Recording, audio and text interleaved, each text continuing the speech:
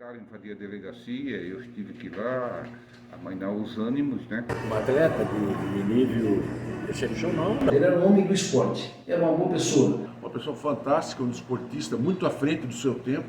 Por detalhe, ele não conseguiu se eleger. A gente convivia tudo junto, era uma família só.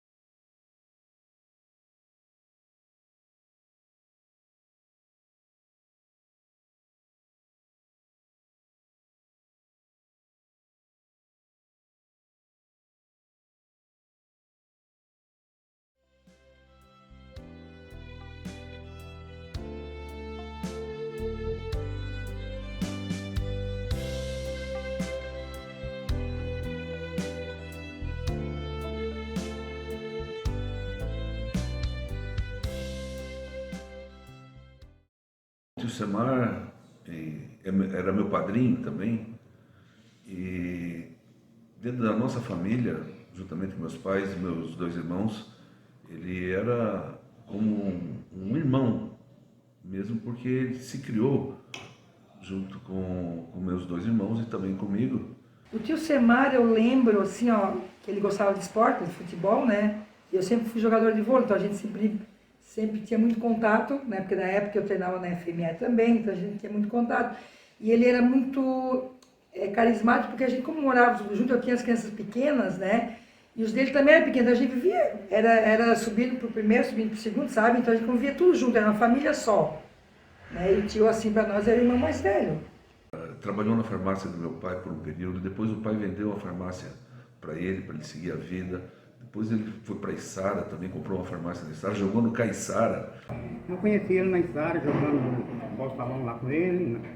E jogando futebol de campo também com o Caiçara.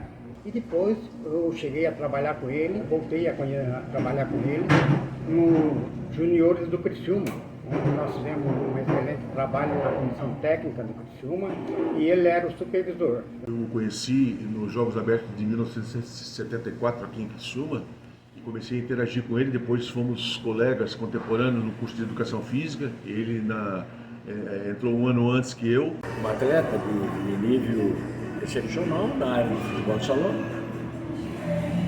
Depois, durante a faculdade, continuou, participou conosco, inclusive, de competições da Federação Catarinense de Desporto Universitário. Na ESED, ele foi presidente do diretório acadêmico, evoluindo em função dos seus conhecimentos técnicos na área de futebol, ele foi levado a lecionar na própria ESED. O tempo que ele esteve na faculdade correspondeu ao que ele era, contestador, crítico, e ele gostava sempre de perguntar o porquê. Na época do mandato do presidente Silvio Burgo, em 1983, eu passei a integrar o quadro de funcionários do Criciúma. E, coincidentemente, o Jusemar foi convidado pelo Silvio Burgo, presidente na época, para ser diretor das categorias de base do Criciúma. Era uma das maiores virtudes dele, assim, ele era apaixonado pelo esporte, né? Um torcedor do Criciúma, a princípio trabalhou no clube, nas categorias de base, e eles assumiram o Próspero e fizeram lá um grande trabalho mesmo. O Semar fez um excelente trabalho, tem uma série de atletas formados na sua época e posteriormente ao mandato do Criciúma, que ainda era nas cores azul e branca, o Silvio Burgo foi presidente do Próspero e também o levou para ser diretor de futebol do Próspero. Eu tenho grandes lembranças do Jusemar Lima, poderia citar aqui muitas passagens, tempo do comerciário, ele envolvido também com o futsal, envolvido com tudo que era do esporte, ele era um homem do esporte. Todo sábado nós nos reunimos ali na farmácia dele, na esquina da praça. Ali era o quebra-cabeça, o que você fazia durante a semana, quem errava, quem acertava. teve uma eleição para vereador, perdeu por 2 ou 3 votos uma eleição para vereador, teria uma projeção política muito forte, muito firme, porque era uma pessoa do bem, uma pessoa querida. Nós, na época, nós se reunimos tudo em nome dele.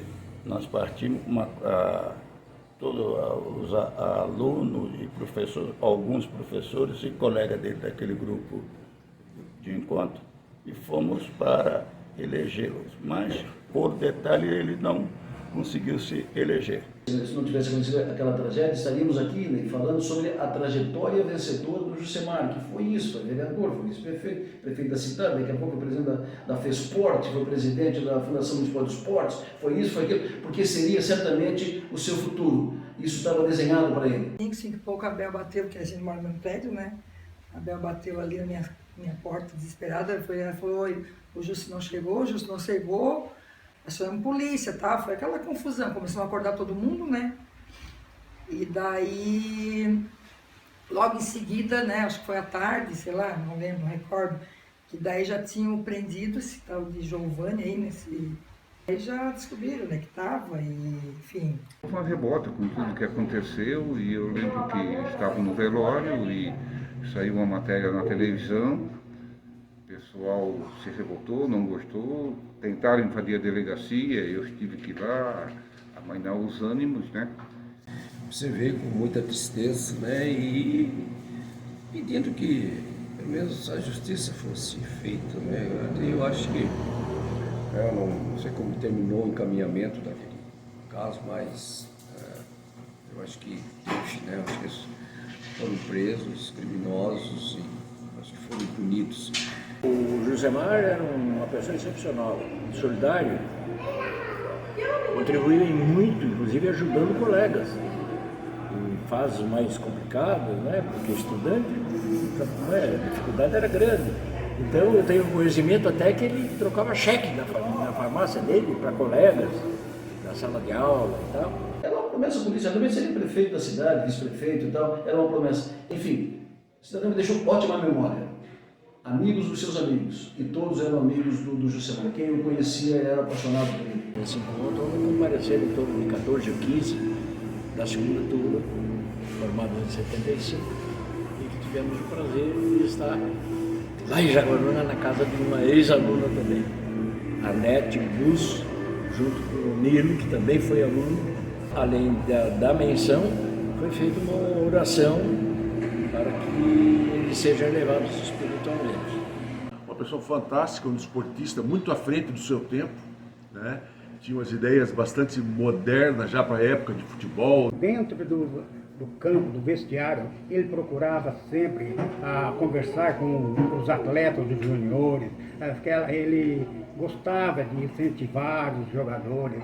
Nós próprios da comissão técnica, ele conversava muito com a gente. A esposa dele, a Isabel, teve que encarar a vida sozinha, com 3 crianças, e graças a Deus pela a sua dedicação, né, ela conseguiu aí formar todos os 3. A Bel é uma mãezona, criou os 3 filhos na cara e na coragem, né? Só um perrengue, com a ajuda de família, lógico, né? Graças a Deus a gente tem família. E ela criou os 3 filhos, tanto é que todos os 3 estão formados, sabe? São bem-sucedidos na vida, graças a Deus. Hoje eu acho que ela é uma pessoa que ela conseguiu recuperar um pouco a sua autoestima depois de muito tempo, mas ela sentiu muita falta e sente até hoje. Não tem como passar os dias volta e meia pensando no Tio.